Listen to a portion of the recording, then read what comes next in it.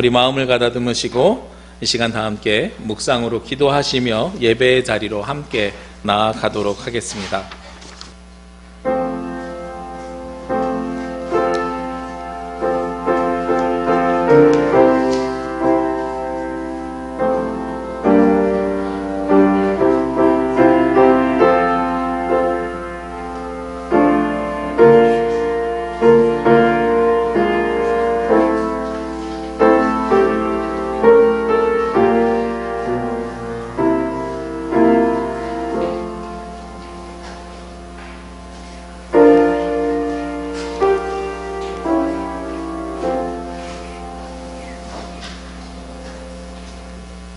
우리 주 예수 그리스도의 아버지 하나님을 찬송하리로다.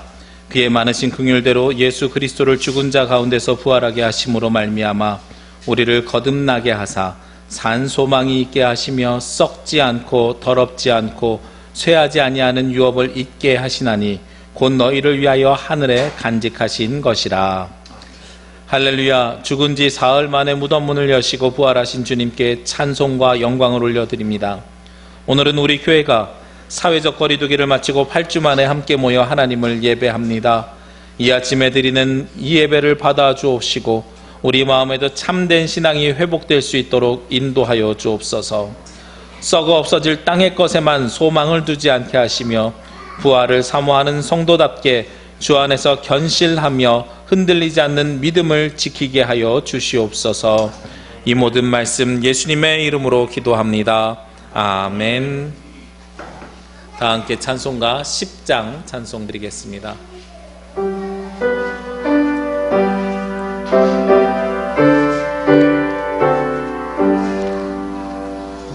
전능한 오셔서 주 이름 찬송케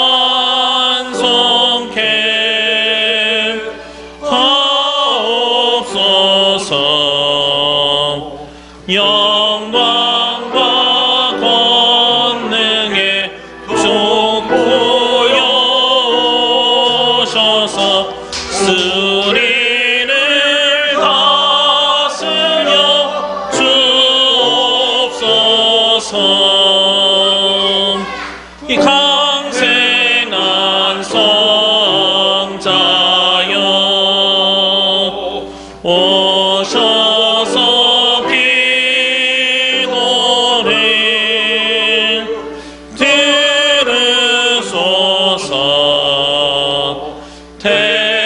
택하신 백성들 복 내려 주시고 거룩한 마음을 주옵소서. 위로의 주 성령 오셔서 긴 증거 주옵소서. 전능한 주시여 각 사람 마음에서 떠나지 마시고 계십소서.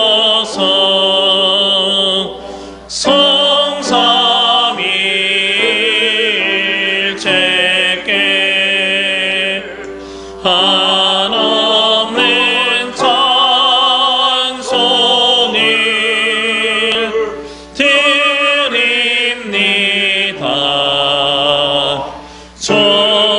존귀한 주님을 영광 중 배웠고 영원히 모시게 하옵소서.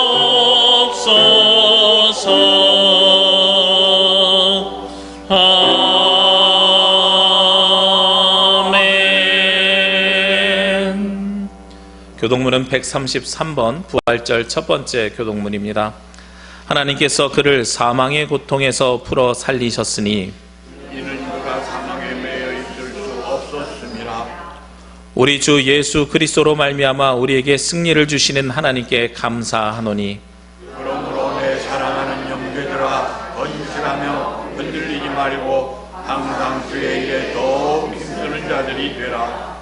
이 말을 할 때 예수께서 친히 그들 가운데 서서 이르시되 너희에게 평강이 있을지어다 하시니 그들이 놀라고 무서워하여 그 보는 것을 영으로 생각하는지라. 예수께서 이르시되 어찌하여 두려워하며 어찌하여 마음에 의심이 일어나느냐. 내 손과 발을 보고 나인 줄 알라. 또 나를 만져보라.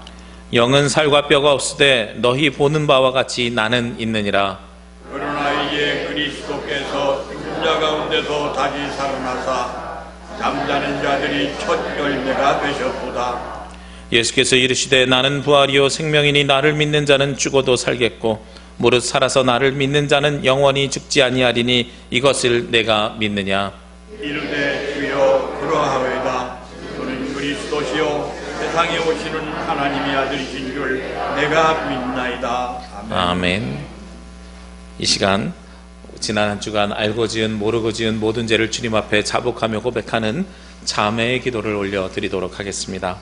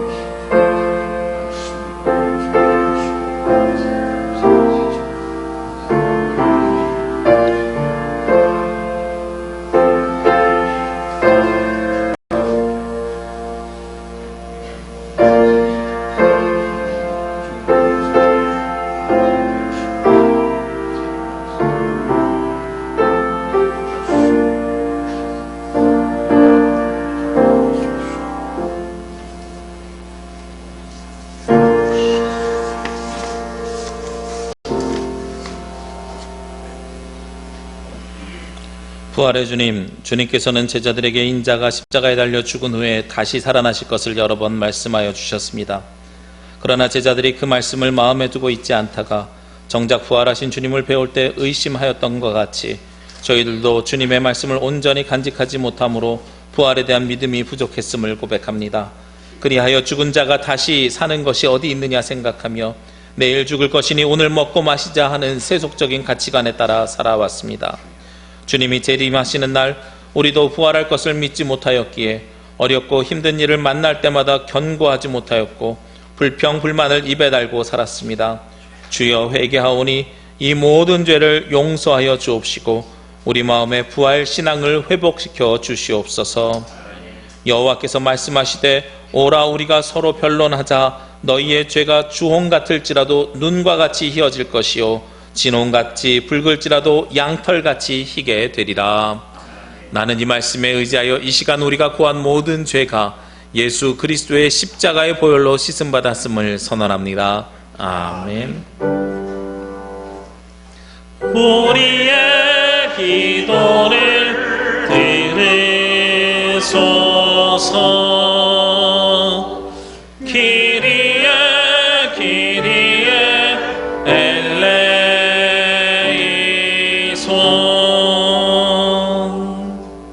함께 사도신경으로 우리의 신앙 고백을 하나님께 드리겠습니다.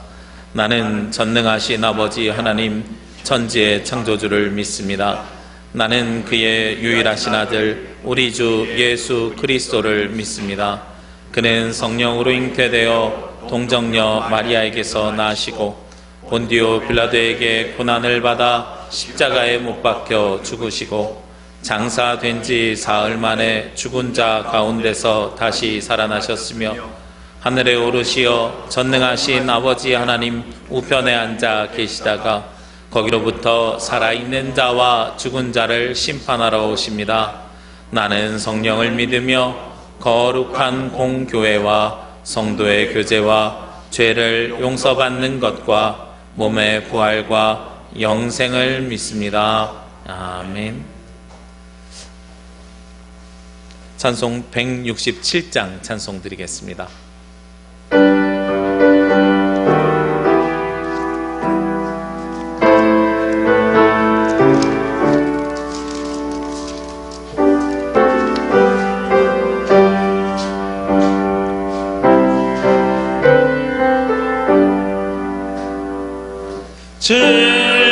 즐겁도다 이날 세세의 알말 사망 권세 메고 하늘이 열려 죽은 자가 다시 살아나와서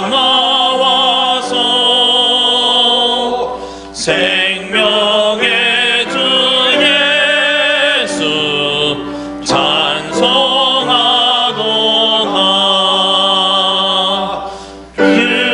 즐겁도다 이날 세세의 알말 사망 권세 깨고 승리하셨네.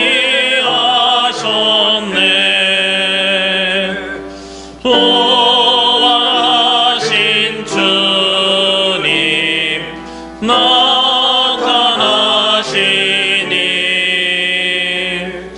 천지 만물 모두 새 옷 입었네. 꽃은 만만하고 잎이 오고서 승리하신 주를 찬송하도다. 즐겁도다 이날 세세의 알말 사망 권세 깨고 승리하셨네. 생명의 주 예수 죽음 이기고 모든 문을 열고 살아나셨네. 주의 말씀대로 이루어져서 사흘 만에 다시 살아나셨네. 즐겁도다 이말 세세의 알말 사망 권세 깨고 승리하셨네. 아멘. 이 시간 예배를 위해서 김만희 장로님 기도 인도해 주시겠습니다.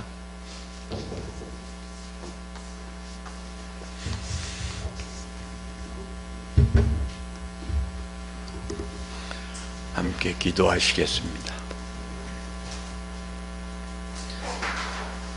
사랑과 은혜가 풍성하시고 자비스러우신 하나님 아버지, 4월의 마지막 주일인 오늘 특히 부활절 기념 예배로 주님 앞에 신령과 진정으로 드리는 이 예배를 받으시사 부활의 기쁨을 저들에게 주시옵소서. 저희의 참된 소망은 오직 주님께만 있음을 알게 하시사 다가오는 날들도 더욱 큰 부활신앙으로 살게 하여 주시옵소서. 사랑의 주님, 아직도 저희들은 부활의 달을 보내고 있습니다. 그러나 원치 않았던 코로나19라는 병마가 이 나라를 넘어 온 세계에 만연해짐으로 인하여 삶이 황폐해지고 예배하는 교회당마저도 집단 모임이 형태라는 미명하에 행정부의 권면에 의해 자제해야 된다는 상황으로 인하여 주님이 전에 모여 예배하는 것마저 못 드리게 됨으로 인해 부활의 소망을 갖지 못하고 물질과 건강에 지나친 걱정을 하며 살았습니다. 부활의 소망을 전하기는커녕 말씀을 가까이 하고 묵상하는 기회조차도 갖지를 못하였습니다. 더욱이 아픈 이들을 위하여 기도하기보다는 미움과 분노와 원망으로 많은 시간을 보냈으며 세상에 소금이 되지 못한 채 오히려 썩어가고 있었습니다. 주님을 생각하며 살기보다는 기분 내키는 대로 생각하며 살아온 저들이 회개할 수 있는 이 은혜의 자리까지 오게 하여 주신 은혜를 천만다행으로 생각하며 저희의 죄를 고백하오니 용서하여 주시옵소서. 사랑의 주님, 이제는 부활신앙에서 흔들리지 않게 하여 주시고 어떤 어려움과 힘든 일이 발생하여도 쉽사리 신앙의 자리를 사단에게 내주지 않게 도와주시고 고난 앞에서도 당당하게 주님을 향하게 하여 주시고 믿는 사람에게는 당연히 고난이 따른다는 것을 생각하며 고난 앞에서도 평안을 잃지 않는 저희들이 삶이 되게 하여 주시옵소서. 주님의 몸된 교회도 주님의 부활을 잃지 않는 교회가 되기를 원하오며 부활의 기쁨에 참여하는 주의 백성들이 많아지게 하시고 부활의 주님을 온누리에 전할 수 있는 교회 되게 하여 주시옵소서. 사랑의 주님, 아직도 세상에는 삶에 지치고 만연된 병에 지쳐 눈물 흘리는 영혼들이 많습니다. 주님의 능력이 함께하지 아니하고서는 이 눈물을 닦아낼 수 있는 힘이 저희들에게는 부족하오니 이 지구상에 있는 인간을 비롯한 모든 만물들이 하나님의 영광을 위하여 힘차게 나갈 수 있는 힘과 용기와 지혜를 허락하여 주시옵소서. 오늘도 사랑하는 목사님, 부활의 기쁨이 희미해져가는 저희들에게 소망의 말씀을 전하여 주실 때 성령의 능력을 더하여 주셔서 저희들이 나태하고 굳은 심령을 갈아엎을 수 있는 말씀 되게 하여 주시옵소서. 오늘도 몸된 교회와 예배를 위해 충성하는 손길들을 기억하여 주시사 심는 대로 거두는 축복으로 함께하여 주시옵소서. 이미 예배가 시작되었습니다. 마치는 시간까지 주님 홀로 영광 받으실 것을 믿사오며 우리를 구원하여 주시고 부활의 길로 인도하여 주시는 예수 그리스도의 이름으로 간절히 기도드리옵나이다. 아멘.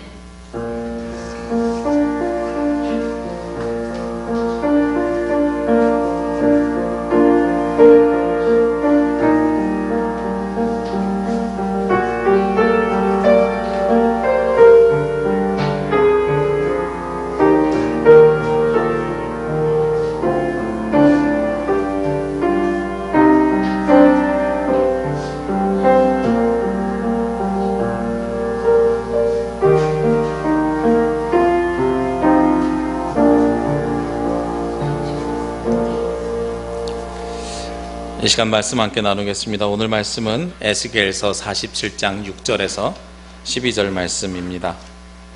구약성경 에스겔서 47장 6절에서 12절 말씀입니다.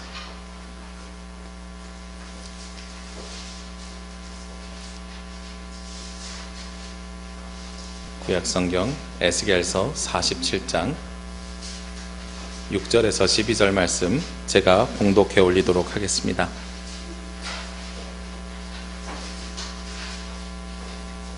에스겔서 47장 6절에서 12절 말씀입니다.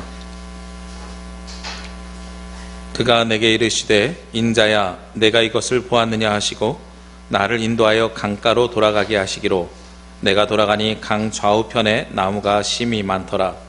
그가 내게 이르시되 이 물이 동쪽으로 향하여 흘러 아라바로 내려가서 바다에 이르리니 이 흘러내리는 물로 그 바다의 물이 되살아나리라. 이 강물이 이르는 곳마다 번성하는 모든 생물이 살고 또 고기가 심히 많으리니 이 물이 흘러 들어가므로 바닷물이 되살아나겠고 이 강이 이르는 각 처에 모든 것이 살 것이며 또 이 강가에 어부가 설 것이니 엔게디에서부터 에네글라임까지 금을 치는 곳이 될 것이라. 그 고기가 각기 종류를 따라 큰 바다와 바다의 고기같이 심히 많으려니와 그 진펄과 개펄은 되살아나지 못하고 소금 땅이 될 것이며 강 좌우 가에는 각종 먹을 과실나무가 자라서 그 잎이 시들지 아니하며 그 열매가 끊이지 아니하고 달마다 새 열매를 맺으리니 그 물이 성소를 통하여 나옴이라. 그 열매는 먹을 만하고 그 잎사귀는 약 재료가 되리라. 아멘.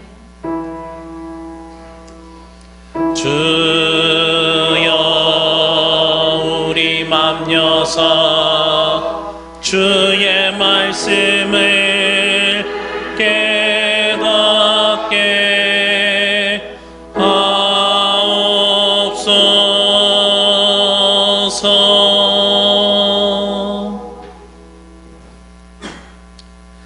네, 감사합니다. 우리 옆에 계신 분들 잠깐 인사해 보실까요? 오랜만이십니다. 네, 악수는 하지 마시고요. 네, 잠깐 광고 말씀드리겠습니다. 우리 사회적 거리두기가 완화되었지만 아직 거리두기가 유지되고 있는 상황입니다. 가능하시면 우리 표시가 있는 좌석에 앉으셔야 정부 지침으로는 1m에서 2m 이상의 거리를 띠라고 되어 있거든요. 네, 우리 교회가 협소해서 최대한 1m를 맞추는데 맞추려면 한 줄 띄고 한 줄 앉으셔야 돼요. 그러면 우리 교회가 지금도 지금 꽉 찼는데 한 줄씩 중간에 띄면은 한 예배를 3부나 4부로 드려야 그리고 선착순으로 예배 오시는 분들을 우리가 받아야 가능한데 어쩔 수 없이 각 줄에 앉지만 그래도 지그재그로 해서 최대한 거리를 간격을 벌려놨습니다. 그래서 앞으로는 오실 때 꼭 그 자리에 앉아주시고요. 혹시 자리가 모자르면 성가대 쪽에 앉으셔도 됩니다. 저쪽에도 8자리를 붙여놨거든요. 그러니까 그쪽으로 좀 일찍 오시는 분들이 오히려 그쪽으로 앉아주시면 좀 늦게 오시는 분들이 뒤에 앉기가 좀 편하실 것 같습니다. 그래서 다음 주에도 우리가 이 사회적 거리가 유지되는 동안에는 그렇게 협조하여 주시면 너무도 감사드리겠습니다. 코로나 이후와 이전의 삶이 이렇듯 많이 변화가 있는 것 같습니다. 우리에게 주시는 예배도 지금 변화가 있지요. 사회적 거리두기를 하면서 예배를 드려야 하고 마스크를 착용하고 예배를 드려야 합니다. 제가 곰곰이 생각해 봤어요. 예전에 마스크를 착용하고 예배했을 때 어른들이 어떤 반응을 보이셨을까? 제가 청소년 시절에 기침이 나오거나 감기가 걸려서 마스크를 쓰고 모자를 두르고 목도리를 하고 예배 드렸던 적이 있거든요. 그날 어른들이 선배님들한테 얘기를 하셨나 봐요. 예배 끝나고 제가 선배님들한테 끌려갔어요. 아니 예배 드리는데 왜 그렇게 예의 없이 모자도 안 벗고 마스크도 쓰고 예배를 드려? 너 그거 어디서 배웠어? 이렇게 한참 혼났단 말이에요. 그런데 이제는 예배를 드릴 때 어떻게 드려야 돼요? 정부가 집단으로 모이는 모임에 7가지 예방 수칙을 권고했고요. 그 중에 첫 번째가 마스크 착용하고 예배 드리는 겁니다. 그러니까 마스크 없으신 분들은 제가 앞에 마스크를 비치해놨는데 누가 가져가 버리셨어요. 싹 다. 어머, 일부 예배 때 제가 비치를 해놨는데 끝나고 보니까 없더라고요.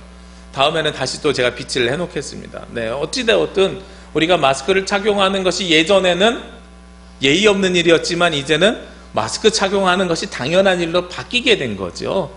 그런 것처럼 우리 사회가 변화되고 있습니다.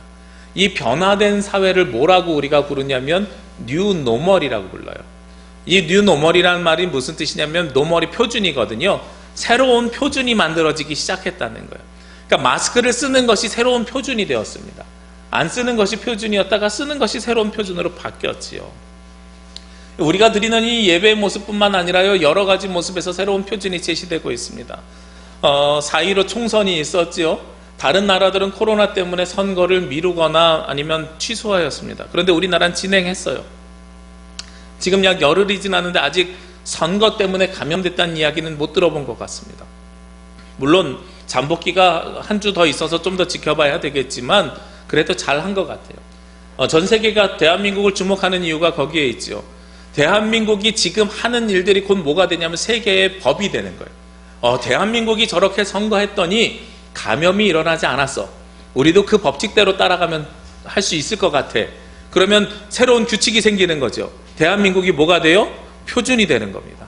이렇게 새로운 표준이 만들어지는 것을 뉴 노멀이라고 하는 거죠. 이렇게 모든 표준들이 바뀌고 있습니다. 제가 야구를 너무나도 좋아하는데요. 사실 3월 달을 굉장히 기대했는데 야구 시범 경기도 일어나지 않아가지고 되게 안타까웠거든요. 다음 주 되니까 야구가 시작된대요. 그런데 거기에도 뉴 노멀, 새로운 표준이 만들어졌어요. 관중 없는 야구를 한답니다. 그런데 치어리딩을 한답니다. 어떻게 될지 궁금해요. 관중 없이 어떻게 치어리딩을 할 수 있을까? 그리고 야구 선수들, 심판들 있잖아요. 마스크 쓰고 심판 본대요. TV에 나오는 사람들이 마스크 쓰고 나온다는 거예요. 그리고 나서 야구 선수들도요, 양쪽 더그아웃에 못 간대요. 그리고 야구 선수들이 홈런 딱 치면 들어오면서 뭐 합니까? 하이파이브 하잖아요. 하이파이브 금지됐어요. 홈런 치고 들어오는데 하이파이브 못 해요, 이제. 그리고 야구 선수들이 습관적으로 하는 거 있죠. 침 뱉는 거예요. 침 못 뱉게 돼 있어요. 그러니까 새로운 표준이 만들어지면서 새로운 기준이 만들어지는 것이 코로나 이후의 뉴 노멀 사회입니다. 그러면 우리 그리스도인들은요, 이 뉴 노멀, 새로운 표준, 어떤 것들을 만들어 가야 될까? 제가 말씀을 묵상하면서 이 뉴 노멀을 묵상해 봤는데 무엇이 떠올랐냐면 성경 가운데 율법이라는 단어가 떠올랐어요. 예전에 우리가 생각했던 율법, 특히 율법의 대표적인 시작이 10계명이지요. 10계명 중에 뭐가 있었어요? 네 번째 계명이요? 안식일을 거룩하게 지키라. 그런데 이 코로나 사태가 오면서 무엇이 무너졌어요? 이 율법, 안식일법이 무너져 버렸지요. 우리가 주일 성수라고 하는 이 주일을 가정에서 드립시오 하고서 무너져 버렸잖아요. 그러면 이것이 그 본질이 없어진 것이냐? 아니지요. 본질은 살아 있습니다. 무엇이 본질입니까? 하나님 앞에 예배하는 것이 본질입니다. 예배하는 본질은 살아있고 예배하는 본질에 더하기 유동성이 생기는 거죠. 예전에는 무엇이 우리의 노멀, 표준이었어요? 모두가 모여서 예배하고, 이왕 모여서 예배하는 거 많은 사람들 앉기 위해서 딱딱 붙어서 앉는 거죠. 제가 건축할 때요, 우리 교회 말고 예전에 부교육자로 있을 때 교회가 건축하는데 장의자를 들여놓는단 말이에요. 장의자를 들여놓는데 설계 도면을 그리는 사람들이 장의자 들여놓는 걸 어떻게 계산하냐면 80cm당 한 명을 계산을 해요. 저 같은 사람은 못 앉을 것 같아요. 80cm당 한 명을 계산해요. 저는 비행기 탈 때도 옆 사람 혹시나 이거 건드릴까봐 이러고서 앉거든요. 비행기 타고 집에 오면 어깨가 그냥 아파 미치겠어요. 이렇게 좁게 만든단 말이에요. 조금이라도 많은 사람 앉히기 위해서. 이게 왜 그랬습니까? 예전에 교회가 부흥하던 시대에 예배당에 한 사람이라도 더 앉게 하기 위해서 이렇게 좁게 설계를 했거든요. 그런데 요즘 어떻게 설계합니까? 제가 오늘도 뭐라 그랬어요? 가급적이면 멀리 떨어져서 앉으십시오. 교회도 새로운 뉴 노멀 표준이 생겨나기 시작합니다. 아마 우리가 이렇게 예배를 드리는데 교회를 통한 전염이, 감염이 일어나지 않으면 전 세계가 대한민국 교회를 쫓아할 것 같아요. 우리 교단 코로나 대응 상황실에서 그런 이야기를 해요. 우리 교단에서 운영한 대응 상황실이 뭐 기도문 나오는 거랑요, 그 다음에 헌금 해가지고 모아서 대구에 보내주고, 그 다음에 저희가 긴급 구호자금으로 해서 우리 교회는 해당이 없습니다만 미자립 교회나 아니면 임대 상가교회 빌려서 목회하는 교회들 있지요. 그런 교회들은 1차, 2차에 걸쳐서 긴급 지원금 나갔어요. 그리고 다음 달에 여러분들이 드린 헌금으로 3차 지원금이 또 나갑니다. 도대체 한국에 있는 한국 기독교 장로회는 어떻게 그렇게 잘하는가 세계교회에서 보고해달래요. 그래서 예배가 시작이 되면 예배를 어떻게 다시 시작했는지를 또 보고해달래요. 그러면 그대로 전 세계가 다시 기준을 만들겠다고. 놀라운 일이지 않습니까? 우리 선교사님들이 미국에서 들어오고 유럽에서 들어와 가지고 예배를 만들고 교회를 세웠는데요, 그들이 만들어준 대로 우리가 지금까지 예배했는데 이제는 우리가 예배하는 방법이 그들에게 기준이 될 수 있다는 거죠. 그러니까 율법은 그 법 조문 문구에 매여 있는 것이 아니라 그 본질을 지키게 되면 그것은 충분히 살아서 역사하게 되는 겁니다. 그래서 우리가 뉴 노멀 시대, 새로운 노멀 시대, 새로운 표준이 일어나는 이 시대에 우리가 무엇을 갖추어서 살아가야 되는가? 우리 교회는 어떠한 방향으로 살아가야 되는가 하는 것을 말씀을 통해서 한번 묵상하시고 나누시고 찾아보셨으면 좋겠어요. 오늘 에스겔서 47장 말씀은 제가 사실 제일 좋아하는 말씀입니다. 우리가 말씀을 6절부터 읽긴 했습니다만 저는 1절부터 읽고 싶습니다. 1절 말씀을 보면 이런 말씀이 있습니다. 그가 나를 데리고 성전문에 이르시니 성전의 앞면이 동쪽을 향하였는데 그 문지방 밑에서 물이 나와 동쪽으로 흐르다가 성전 오른쪽 제단 남쪽으로 흘러내리더라. 성전에서 성전 문지방에서 뭐가 나오기 시작해요? 물이 흘러나오기 시작해요. 우리 세상 사람들로 이야기하면 이 물이 어떤 식으로 나오는 거냐, 콸콸콸콸 솟아나오는 게 아니고요, 비가 온 다음에 벽에 누수가 돼서 나오는 것처럼 벽에서 스며 나오는 상태를 이야기해요. 아주 조금 찔끔찔끔 스며서 나오는 물이라는 겁니다. 이 물이 너무나도 소중해요. 왜냐하면 이 물이 나중에는 시내를 이루고 강을 이룹니다. 그 뒤에 말씀이 길어서 읽진 않았습니다만 4절 5절을 쭉 지나면요, 그 물이 어떻게 되냐면 발목까지 찼다가 무릎까지 찼다가 허리까지 찼다가 사람 한 키를 넘어서게 됩니다. 그만큼 계속해서 자라나는 물이 생기는 거예요. 자, 그러면 모든 것의 시작은 어디로부터 시작됐습니까? 성전 문에서 생명샘이 시작이 되는 걸 우리가 목격할 수 있습니다.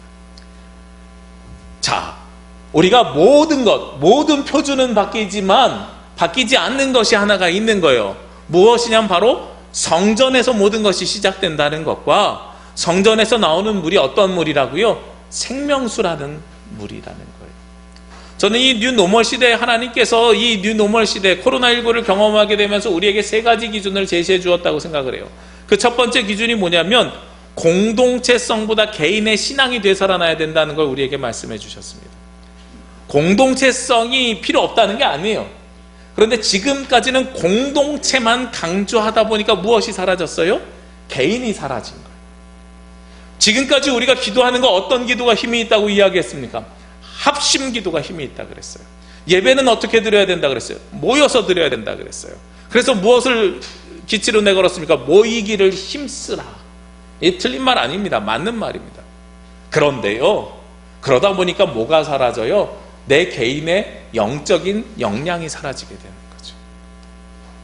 우리가 요즘 이런 것들을 경험하게 되는 것이 있습니다. 뭐냐면 내비게이션이에요.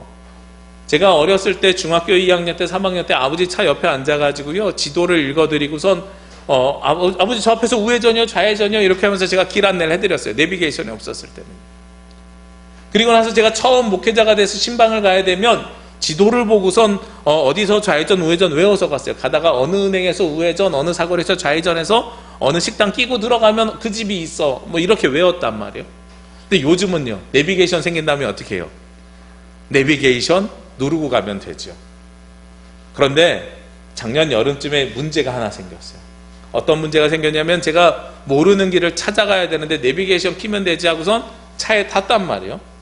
그랬더니 햇빛이 뜨거우니까 내비게이션이 안 켜지는 거예요. 과열로 오류가 생기는 거예요. 그래서 내비게이션을 누를 수가 없었어요. 그러니까 속으로 내비게이션 안 되네. 그럼 어쩔 수 없네. 오늘은 뭘 꺼내면 돼요? 요즘은 스마트폰 꺼내면 되죠. 스마트폰을 꺼냈어요. 그랬더니 배터리가 3%밖에 안 남았어요. 방법이 없는 거죠. 그래서 이 남은 3%를 가지고 그러면 뭘 해야 돼요? 급하게 지도 검색을 해야 돼요. 지도 검색을 해서 찾아가는데 잠깐 보다가 꺼졌거든요. 그러니까 그 다음부터는 길을 가가지고 헤매가지고 겨우 찾아갔어요. 핸드폰 꺼졌으니까 전화도 못 하잖아요. 가는 길에 충전했는데 또 왜 이렇게 충전이 더뎌? 키는 족족 계속 꺼져요. 마음대로 안 되는 거예요. 무슨 이야기입니까? 우리가 내비게이션에 의존하기 시작하는 순간부터 무엇이 사라졌어요? 내가 스스로 길을 찾는 능력이 사라졌죠. 여러분들 예전에 전화번호 많이 외우고 다니시지 않았습니까? 요즘 전화번호 외우는 거 몇 개 있으십니까? 저희 아들들 2명 전화번호를 아직도 국번이 헷갈려요. 뒤에 거 4자리는 알겠어요. 저랑 똑같으니까. 근데 중간에 4자리는 국번이 헷갈려요.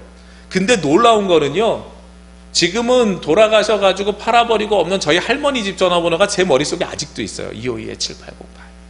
우리 큰이모님 전화번호가 지금 그 동네 살지 않아서 없는데 아직도 제 머릿속에 있어요. 477-6644.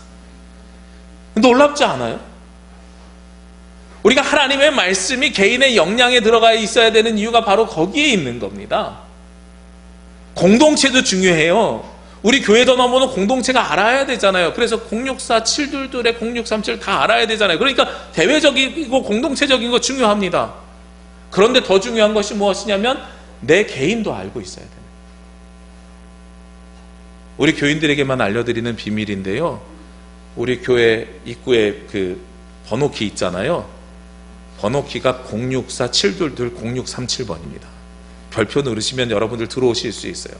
제가 요즘 코로나19 이후로 이상한 걸 발견했어요. 교회 안에 기도하라고 문을 열어놨더니 기도하시는 분들만 오면 감사한데 3월 달에 모르는 남녀가 지하에 누워있는 걸 발견을 했어요.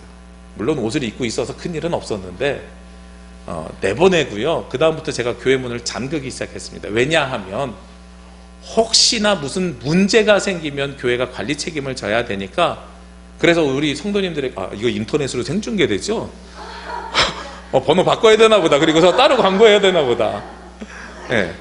어쨌든 722의 0637인데 제가 이 번호를 기재한 이유가 있었어요. 왜냐하면 우리 아들들에게 집으로 전화하라고. 교회 전화번호가 저희 사택 전화랑 연결돼 있으니까. 그래서 외우게 하려고 이 번호를 뒀더니 애들이 안 잊어버리고 전화하잖아요. 스마트폰 없으면 전화 못하는 시대 속에서 번호를 외우게 만드는 방법으로 제가 선택을 한 거거든요.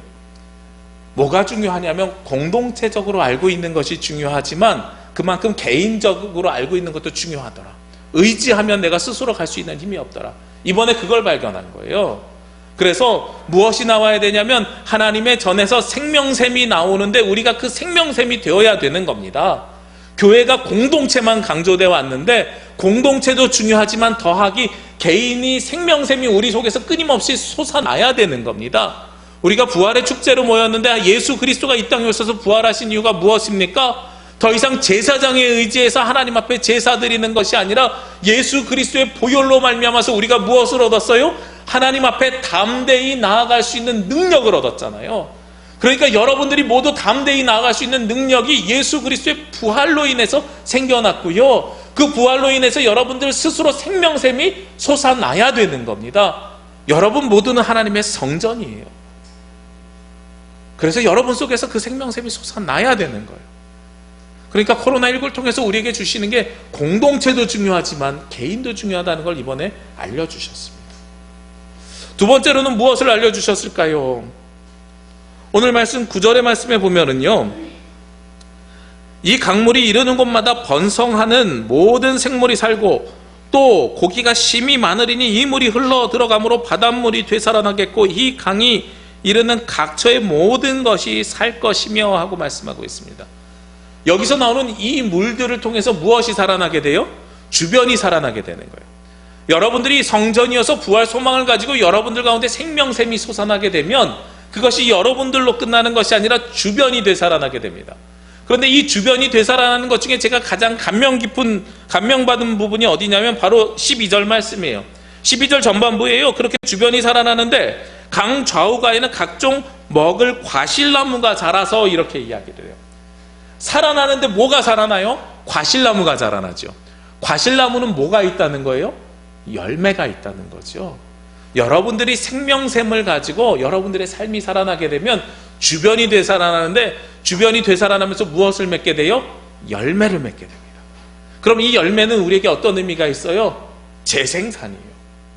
열매는 열매를 먹는 사람을 통해서 또 열매 안에 있는 씨앗을 통해서 그것이 죽지만 썩지 아니하고 다시 살아나는 부활의 은혜가 그 가운데 있는 것이 열매의 특징입니다.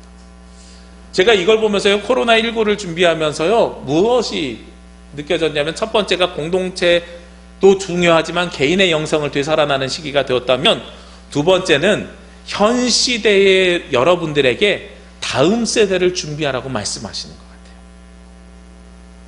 현 시대 생명샘이 살아나는데 그것을 통해서 강을 이루는데 열매가 무엇이라고요? 다음 세대거든요. 미래 세대를 우리에게 준비하라고 하나님께서 말씀하시는 시기 같아요. 앞으로 AI가 오면은요, 더욱더 사람이 할 일이 줄어들게 됩니다. 그러면 우리가 더욱더 인터넷이나 온라인 이런 것들이 많이 생겨나게 돼요. 우리가 코로나19 시대를 맞이하면서 제일 많이 활발하게 발달한 것이 무엇입니까? 온라인이죠. 학교도 개학 어떻게 했어요? 온라인 개학했잖아요. 우리가 8주 동안 예배 어떻게 드렸어요? 온라인 예배 드렸잖아요. 사실 지난주까지는 우리 교회가 녹화해서 예배 드렸어요. 그런데 오늘은 실시간 생중계합니다. 제가 생중계 잘 나오는가 확인하고 싶어서 핸드폰 옆에 생중계 켜놓고 있어요. 한 30초 늦게 나와요. 얼마나 감사한 환경 속에서 우리가 예배합니까? 모여서 예배하고 싶은 사람들은 예배하고, 마음이 불편함이 있는 사람들은 가정에서 예배할 수 있고, 이것은 그냥 우리의 병적인 그 질병에 대한 두려움과 고통 때문에 모이느냐 모이지 않느냐의 차이가 아니라 우리의 인식과 의식, 사고 구조가 모이셔야 되는 어르신들은 모이시고요. 그리고 젊은이들은 젊은 사람들 세대로 이제 교회가 변화되고 바뀌어야 된다는 거죠.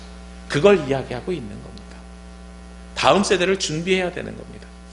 저는 예전에요, 다음 세대를 준비하는 것이 급격한 변화가 있을 때 일어나는 것인 줄 알았습니다.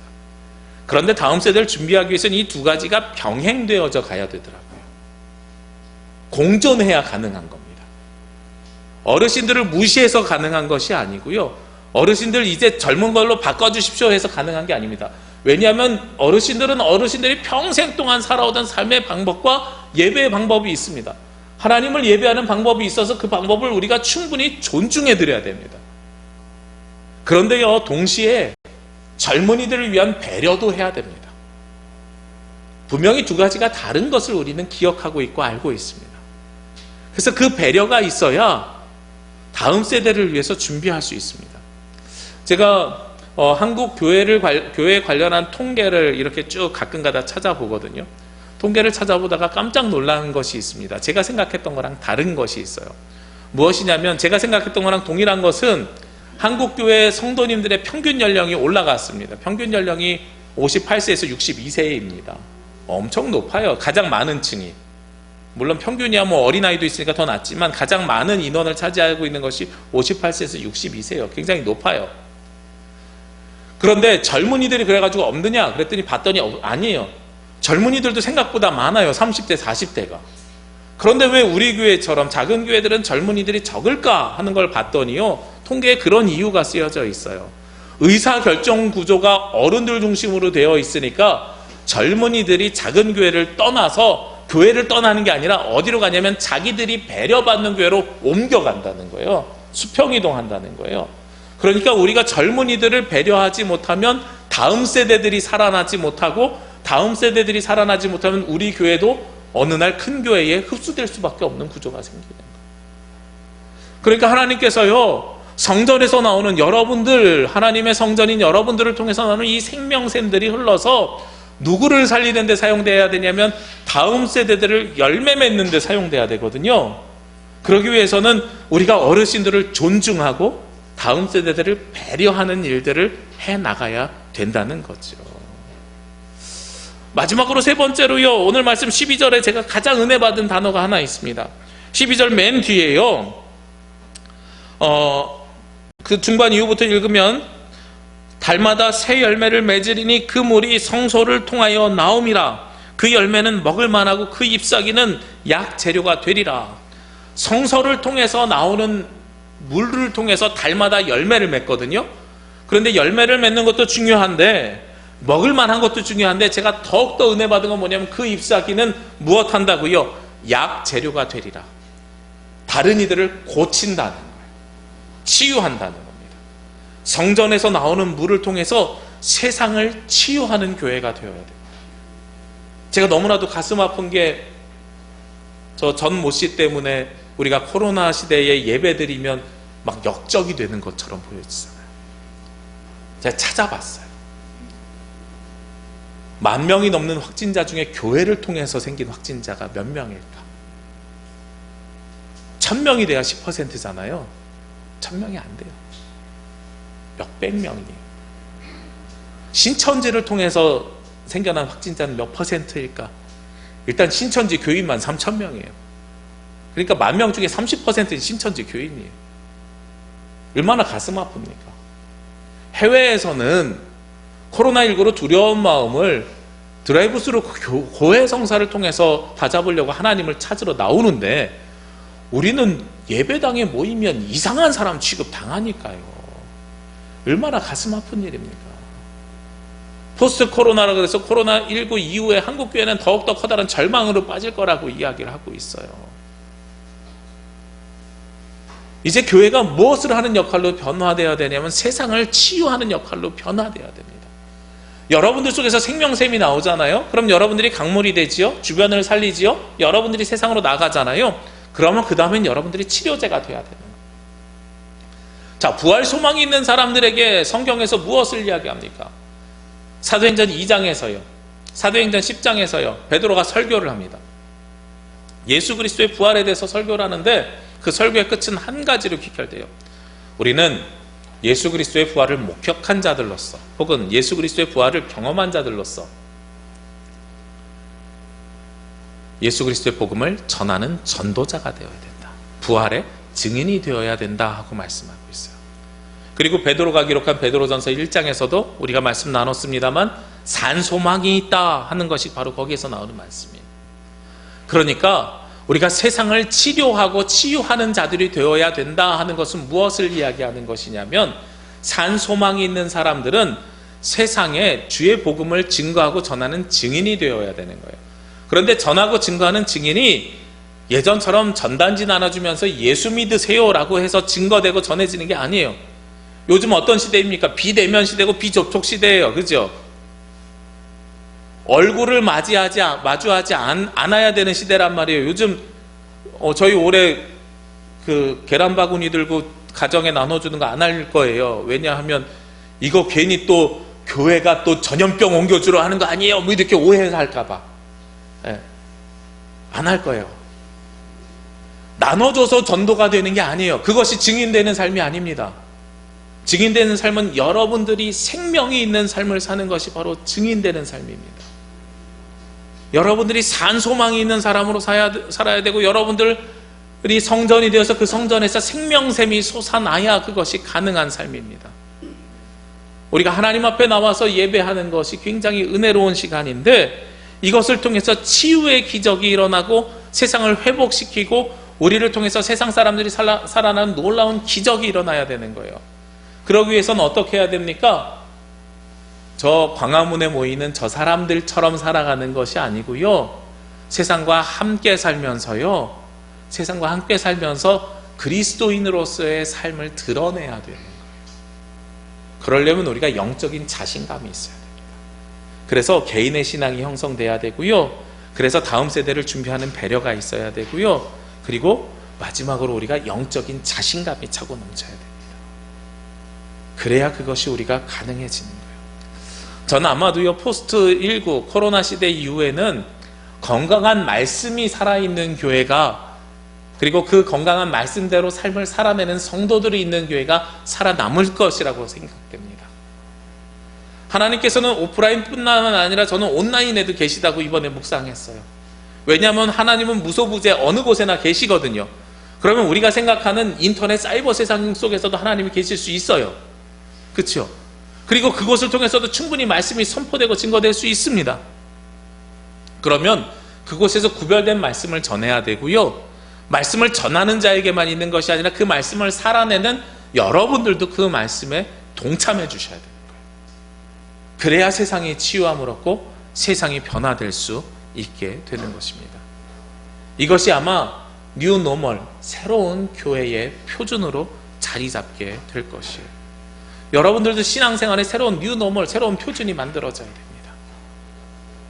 공동체도 중요하지만 여러분 개인의 영성도 끊임없이 성장시키셔야 됩니다. 다음 세대, 어르신들을 존중하면서 다음 세대들을 배려해야 됩니다. 그리고 나서 우리를 통해서 세상이 치유함을 얻을 수 있도록 그 삶을 살아내야 될 줄로 믿습니다. 그렇게 뉴 노멀 시대에 새로운 교회를 세워가는, 모이는 교회뿐만 아니라 성전인 여러분들도 세워가는 저와 여러분이 되시기를 주의 이름으로 기도합니다. 함께 기도드리겠습니다. 은혜가 충만하신 아버지 하나님 감사합니다.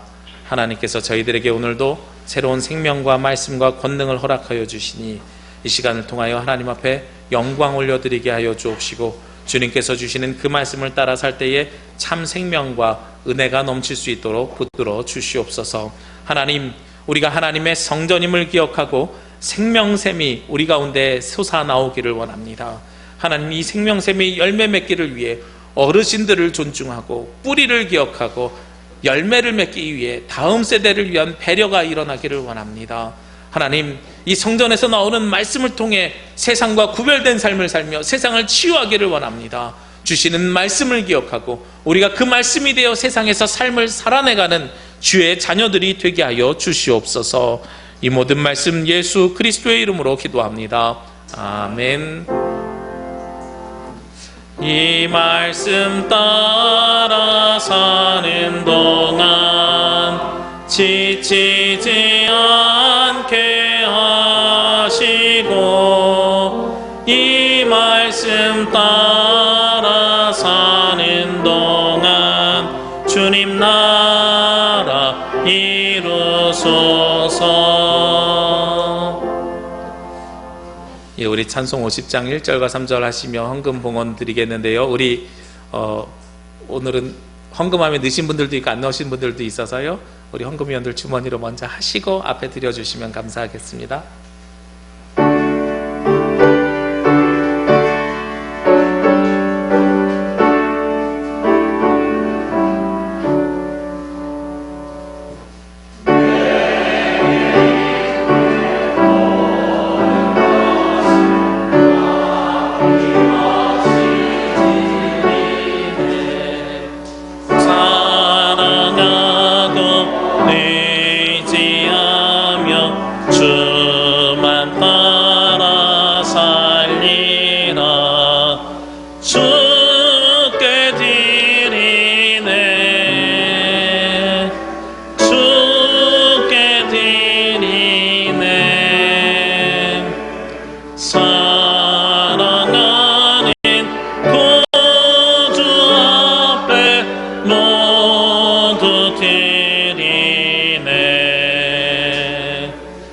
내게 있는 모든 것을 주를 위해 드리네. 주의 성령 충만하게 내게 내려 주소서.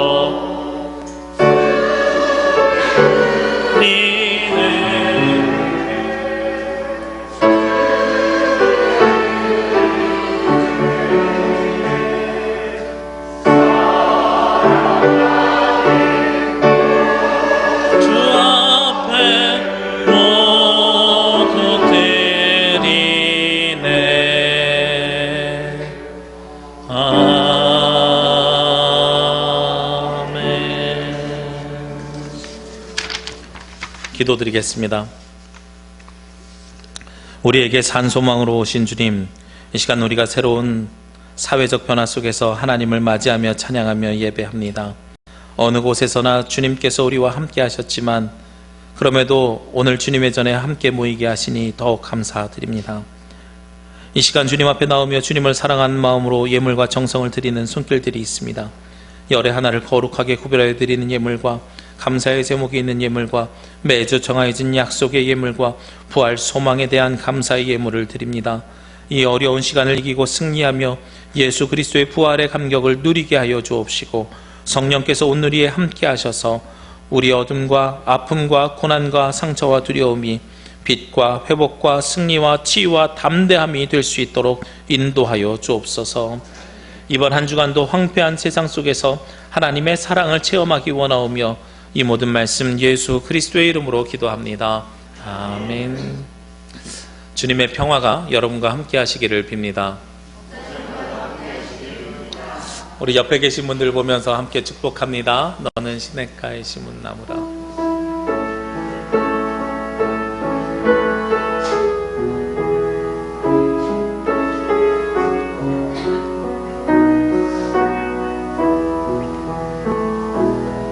너는 시냇가에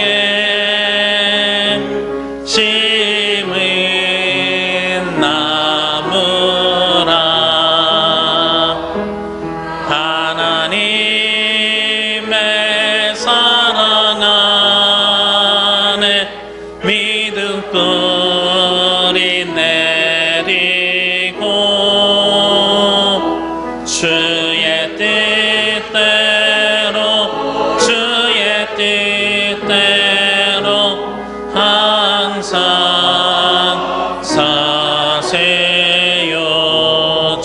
시절을 주의 시절을 쫓아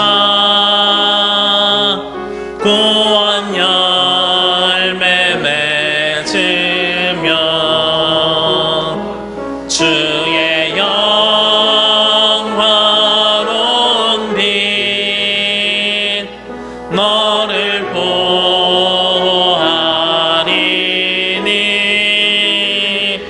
주의 뜻대로 주의 뜻대로 항상 살리라.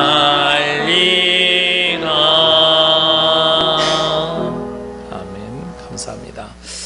교회 소식 전해드립니다. 오늘은 부활의 축제 예배로 함께 모였습니다. 원래 부활절은 4월 12일이지만 예수 그리스도의 부활의 의미가 우리가 다시 모이는 이 시간이 훨씬 더 우리에게 의미가 있는 것 같습니다. 우리가 각자 예배했던 것이 부활이라는 것이 죽은 영이 다시 살아나는 것이잖아요. 우리가 죽은 여러분들의 영적인 생활도 다시 살아나는 기회가 되시길 원하고요. 부활절이라서 그래도 부활절 계란은 나눠야 되겠기에 계란을 준비했습니다. 이웃들 나눌 것까지는 없고요. 우리 오신 참석하신 분들과 그 다음에 혹시 오지 않는 우리 식구들, 가족들 나눌 정도만큼 만들었습니다. 예, 우리 성도님들 나갈 때 가져가시면 감사하겠고요. 그리고 우리 박정남 권사님께서 오메기떡, 예, 봉지에 이렇게 또 챙기시고, 우리 유장로님께서 오시면서 목매일까봐 요구르트 준비해 주셨더라고요. 같이 챙겨서 가시면, 네, 점심은 당분간 우리가 공동 식사를 못하기 때문에 대신 준비하였습니다. 우리 성도님들 기억하셨다가 함께 부활의 기쁨을 나누시고 그리고 하시기를 바랍니다. 다음 주일은 어린이 주일입니다. 그런데 어린이 주일을 어떻게 할까 고민하다가요, 1부, 2부를 좀 나눠서 예배를 드리려고 합니다. 그래서 1부에는 사회적 거리로 앉아야 되니까 어린이와 함께 부모님이 앉아서 예배를 드릴 수 있도록 예배 순서를 변경하겠습니다. 그래서 우리 1부에는 어린이가 있는 부모님들은 오셔서 우리 어린이 예배를, 제가 사실 이렇게 온라인 예배를 드리면서 가장 가슴 아픈 게 어린이 예배를 따로 온라인으로 제공하지 못한 게 가슴이 아픈데, 우리 어린이들 다음 세대들을 또 배려해야 되잖아요. 영적으로 다시 살아나기 위해서 어린이 예배에 참석해 주시고 함께 오시면 감사하겠고요. 1부 예배는 그래서 어린이 중심의 예배를 드리고 2부 예배는 지금처럼 우리 어른들 중심의 예배를 드리겠습니다. 그래서 다음 주에는 어린이 주일을 그렇게 저희가 지키도록 하겠으니 기억해 주시기를 부탁드립니다. 네, 제주노회 정기노회가 28일 화요일 오전 10시에 동부교회에서 있습니다. 우리 노회를 축소해서 진행하려고 하는데요. 어쨌든 여러 가지 현안들이 있어서, 그래서 어려운 교회를 지원한다든지 혹은 노회 상회비가 교회들이 어려워서 감축을 한다든지 여러 가지를 결의할 것입니다. 우리 많이 기도해 주셔서 귀한 결의가 일어날 수 있도록 동참해 주시기를 부탁드립니다. 예배에 참석하실 때는요, 당분간 사회적 거리가 유지되어야 되기 때문에 입구에서 발열 체크 하셔야 되고요. 발열 체크 원래 온도 쓰게 돼 있지만 그냥 이상 없으면 X자 하시면 됩니다. 그리고 들어오시면서 손 소독하시고, 명부부터 작성하지 마시고 소독 먼저 하시고 명부 작성해 주시면 좋겠어요. 왜냐하면 볼펜을 통해서 혹시 우리가 또 옮겨질 수 있어서. 그래서 요즘은 가톨릭에서도 바코드 찍고 입장한다 그러더라고요. 네. 어쨌든 손소독하시고 참석 명부를 작성해 주시는데요, 우리 교회 성도님들은 성함만 쓰셔도 됩니다. 제가 연락처를 알고 있으니까, 이게 혹시나 문제가 생기면 이제 추적할 연락처 때문에 연락처를 모으는 거예요.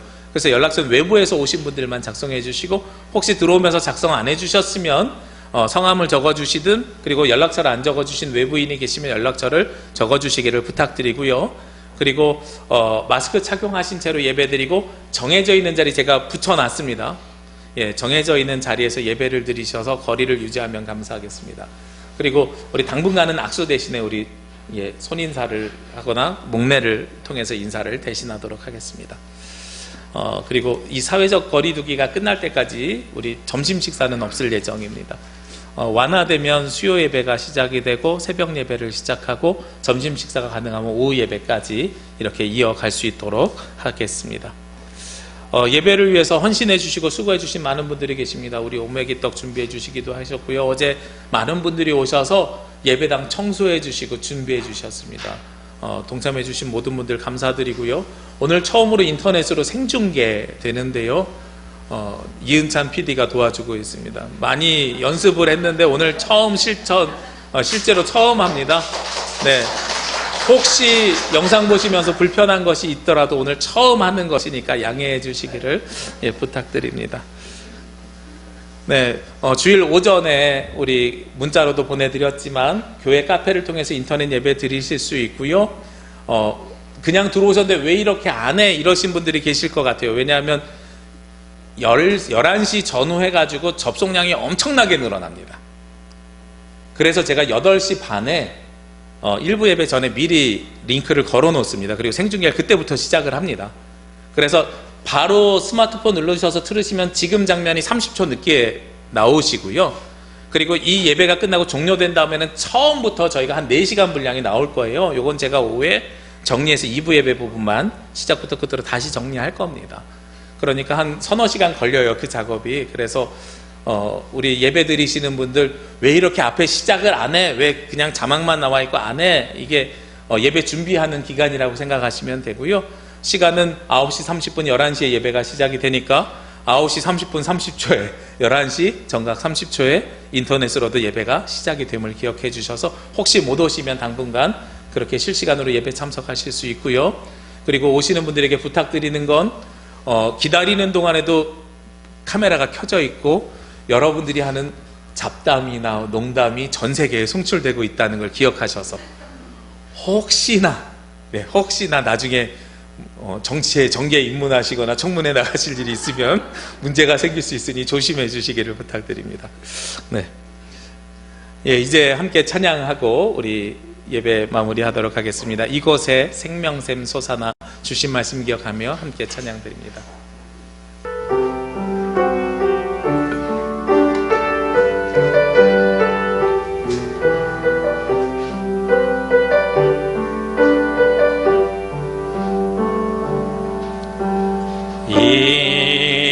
이곳에 생명샘 솟아나 눈물 걸작 지나갈 때에 머자나 열매 맺히고 웃음소리 넘쳐나리라. 꽃들도 구름도 바람도 넓은 바다도 찬양하라 찬양하라 예수를.